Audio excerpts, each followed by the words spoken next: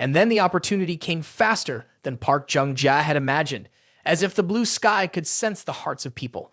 The host of the party stood up to announce with enthusiasm, "Ladies and gentlemen, to make the party more interesting, we propose an on-the-spot calligraphy competition. This is a wonderful opportunity for you to showcase your talents and passion for traditional art." Immediately, this idea was met with enthusiastic support from the entire hall, especially the elderly, who had long cherished calligraphy. Even the president of the Module Calligraphy Association was present, making the atmosphere even more lively. In Module, there are 4 major clans: Ye, Qinin, Lai, and Wang, and the influential families in the imperial capital are no slouches either. Next to Qin, Ti, and Fang is Wai Xian, the representative of one of the 8 great clans that dominate the imperial capital. Although the Wai family has seen better days, due to the vast wealth accumulated over generations, they still confidently secure a place on the list of the 8 prestigious clans. And undoubtedly, Mr. Wai will be the first to take the stage, representing the Chinese side to compete against the Korean team. Park Jung-jae walked forward with full confidence, chest out, feeling the aura about to shine upon him. Finally, a moment had come for me to take the stage. This time, there's no need to say much, just one stroke of the pen is enough to make everyone tip their hats. Chen Yuan, if you're so skilled, then pick up the pen and sign your name. Don't even think about drawing dragons and dancing phoenixes. Dream on. Just a little while later, the whole auditorium will have to look at me with admiration, while Chen Yuan will just be a shadow in the back. Park Jung-jae couldn't help but curl the corners of his mouth up, feeling as if victory was certain in his hands. Before Park Jung-jae could savor the joy, Mr. Wai suddenly collapsed onto the ground, convulsing with foam coming out of his mouth. The scene was a shock like an electric jolt, causing everyone in the auditorium to panic, the noise rising like a broken market. "Mr. Wai has passed out. Someone help. He's having a stroke." "Mr. Wai, that's Mr. Wai from the imperial capital of 8 great clans. We absolutely cannot let anything happen to him. Call for an ambulance immediately. Anyone still standing around, get out of the way to keep the air clear. Those who push in are disgraceful." While everyone was in a frenzy, a petite girl rushed over, her face pale, tears streaming down. "Grandpa, please don't scare Xiling." "Oh, that's Wai Xiling, Mr. Wai's granddaughter. But the special thing isn't her identity. It's her pure beauty, untouched by the world. There's no need for her to act innocent or pose charmingly. She exudes a rare natural charm, completely different from the glamorous ladies here." While everyone was still worried about Mr. Wai, Park Jung-jae was distractedly admiring the beauty. He looked at her in a daze and silently compared. She could definitely stand alongside Qin Wushuang or Yehan. But this girl was much younger. If her allure was already so striking before fully blossoming, when she reaches her peak, her beauty will undoubtedly be devastating. He had even begun planning how to get acquainted, but the sadness on her face made him hesitant to act. At that moment, a firm voice rang out, "Everyone get out for me." The crowd immediately turned towards the sound, but as soon as they saw this young man, they froze for a few seconds.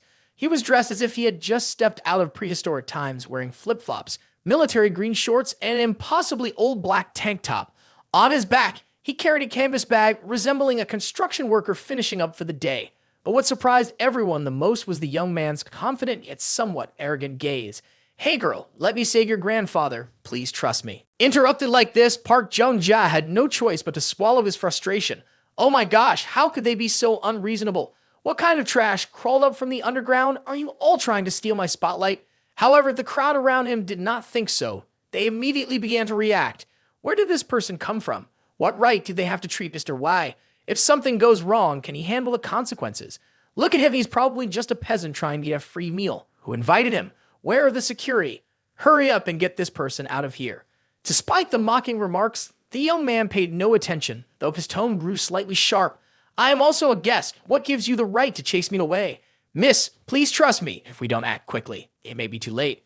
After saying that, he calmly reached down in his waistband and pulled out a small piece of wood. Somehow, with magic, that piece of wood left everyone in the hall in shock.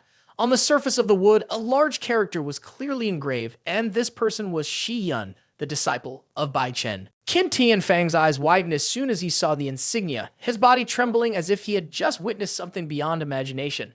He shouted loudly, his voice filled with excitement. "Get back, everyone, move aside right now. This is Mr. Bai Chen's insignia. It's Mr. Bai Chen." The crowd was stunned. The young people looked confused like lost deer. What? Who is Bai Chen that Mr. Qin is panicking? Why does the name sound so strange? But there were also those who seemed to awaken. "Mr. Bai Chen, Could it be the one who practiced medicine and saved lives, renowned for his skills moving like a divine dragon, known as the Medicine King Bai Chen 60 years ago? Upon hearing this, they all collectively gasped. 60 years ago, Mr. Bai Chen was already in his 60s or 70s. If he is still alive, wouldn't he be over 100 years old now? Could it be that the legend of the Medicine King is true? In everyone's hearts, a singular thought suddenly emerged. Oh no, it seems we have provoked the wrong person. While the crowd was still chattering like a busy market, the young man quietly began to help Mr. Y. Everyone around held their breath, knowing that Mr. Y's situation was extremely critical, having suddenly suffered a stroke, so dangerous that a moment's carelessness could mean preparing for his funeral. Even if he were to be saved, it was highly likely he would be left with severe complications, paralysis, and immobility. Yet, this young man acted with remarkable calmness. He held Mr. Y's hand while acupressure, occasionally even performing acupuncture on his head. In less than 10 minutes, Mr. Y, who had just been unconscious, slowly opened his eyes. He lifted his arm, and then, remarkably, stood up steadily as if nothing had ever happened. Without a word of boasting or any hint of self-satisfaction, Xia Yun gently told Y Xialing, "Your grandfather is fine now. Please take care of him." A few seconds of silence enveloped the auditorium before a shout of astonishment rang out. "The old man is awake. He can stand up now. Just 10 minutes, and he's already up like nothing ever happened. Who is this person with such incredible skills?" A few people who knew a bit about medicine began to widen their eyes. This is Tai Chi acupuncture. How could someone so young master a technique that has been lost for a long time? Y Xialing, who just moments ago was crying heavily, was now so emotional that tears streamed down her face. Choked up and speechless, she stepped in front of Shi Yun and bowed her head very low. Thank you. I sincerely appreciate you. Thank you for saving my family. My name is Y Xialing. What is your name?" Shi Yun acted nonchalantly. "I am Shi Yun." Mr. Y also stepped forward, shaking hands with deep emotion. "Young man Shi Yun, thank you. If it weren't for you, this old life of mine would surely be lost. From now on, if you need anything, just come to the Y family in the capital. Just say a word, and our Y family will do our utmost." Park Jung-jae now looked like a pressure cooker about to explode, his face flushed. Damn, I just intended to salvage a bit of my reputation today, and suddenly I run into someone who enjoys showing off for strangers. Why does life always seem to throw someone into the mix whenever I plan to do something? At first, I intended to borrow the old painting to add a few strokes, but Chen Yuan snatched it up first. Now that I've just picked up my brush to showcase my calligraphy skills, someone just drops in out of nowhere. How can I not be more infuriated? Stealing my spotlight. Dan, please. Where are the rules? Where's the script? Why are you improvising like this? Can't you let someone have their moment? Mr. Wei had just finished expressing his gratitude when Mr. Qin hurriedly invited Xia Yun to take a seat, as if welcoming a deity into his home. But this was not an ordinary banquet table. It was one reserved for the big players, the heavyweight figures from every field. Sitting here was a statement. Xia Yun jumped straight from the ground to the sky. After that, Mr. Qin told a tear-jerking story about a benefactor from years ago. Mr. Bai Chen once saved me from drowning in the Huangpu River, and he also showed me the way to achieve the success I have today. Upon learning that Xia Yun was a disciple of Bai Chen, Mr. Qin was so moved he nearly cried, passionately promising, "The whole Qin family, from the oldest to the youngest, from top to bottom, is ready to assist you. Just say the word and we will be there immediately." The crowd was eagerly watching, their faces frozen, wide-eyed, and mouths agape as if they had lost their signal completely. It was puzzling how an unknown guy was so highly regarded by Mr. Qin and Mr. Wei, treated like gold. Not to mention, he was even referred to as a noble person, which was astonishing. Not even well-known figures like Lim Yum-wom or the young lady of the Yi family had been treated this well. The climax came when Mr. Qin ordered his niece Qin Wushuang to pour a drink for Xia Yun. She, without suspicion, cheerfully took the bottle to serve the disciple of Master Bai Chen. But things took a strange turn when Xia Yun coldly declined and calmly stated, "No, I don't drink alcohol, just Coca-Cola is fine." After hearing this, everyone was stunned. What? A table full of distinguished elders and he asked for Coca-Cola. It sounded like going to a street food stall. Nevertheless, Hin Wu Shuang remained cheerful and poured Coca-Cola exactly as Xi Yun requested. What's noteworthy is that the moment Qin Wu Shuang began to pour the Coca-Cola into a glass, Xi Yun unexpectedly made a strange move. His finger gently flicked and a small half-transparent yellow needle flew straight into Qin Wu Shuang's abdomen. She didn't feel any pain or anything, as if nothing had just happened. No one in the crowd noticed. That doesn't mean Chen Yuan didn't see the shady thing Xia Yun just did. With sharp eyes like an eagle, he caught the moment Xia Yun and snapped his fingers and performed the stunt. And within a few seconds, he concluded a chain of reasoning that made him want to fall out of his chair. Oh, he thought he was a great physician, but it turned out he played such a dirty trick. Mr. Y, who was healthy, suddenly fell ill at the party, not sick in the morning or at noon, but exactly when he needed to show off, he caught a cold. Furthermore, the patient was none other than Mr. Y himself, one of the 8 prominent families in the capital. What a coincidence that these two chose their target and acted out the scene of a hero saving the world, curing illness in exchange for favors. Thinking of this, Chen Yuan was angry, and he couldn't help but feel contempt. This person was so shameless, and he even dared to put his ideas on Qin Wu Shuang. Do you know that Wu Shuang is my system target? Who gave you permission to poke needles into her belly, and even dared to boast about being the disciple of Bai Chen? At first, I thought Bai Chen was some powerful figure, but now looking at his disciple, his master is probably not much better. As for Shi Yun, after finishing everything, he added with a charming tone, just like a great knight, Miss Wu Shuang, let's add each other on WeChat. If you ever feel unwell in the future, just reach out to me. I can take care of it all. Seeing this arrogant demeanor, Qin Wu Shuang was not one to back down and replied frankly, you are the one who is sick. I'm very healthy, thank you. I don't need your concern. Every morning when I look in the mirror, I see myself glowing. I feel so strong that I could climb a mountain barehanded without a problem. Sick. Whoever is sick can be, but I'm not on that list. Hearing his granddaughter's direct remarks, Mr. Qin felt a bit embarrassed and advised, Wu Shuang, don't be capricious. Mr. Shi has a point. You saw his skills just now.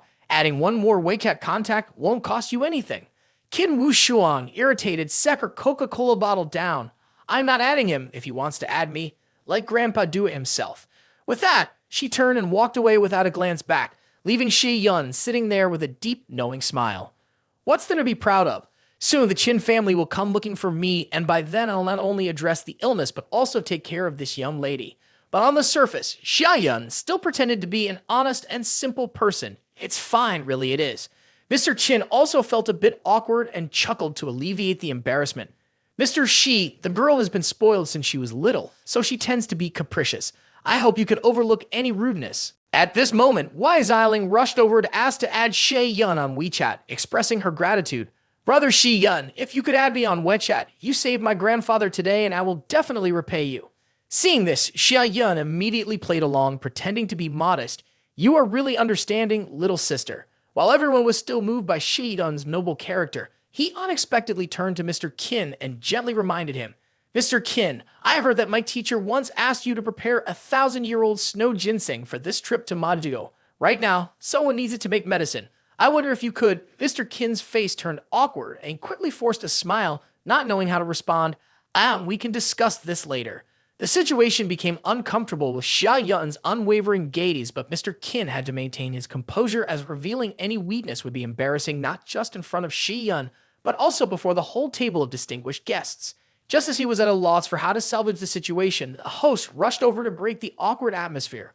Oh, Mr. Qin, should we continue with the calligraphy competition? Mr. Qin nodded and quickly changed the subject to avoid awkwardness.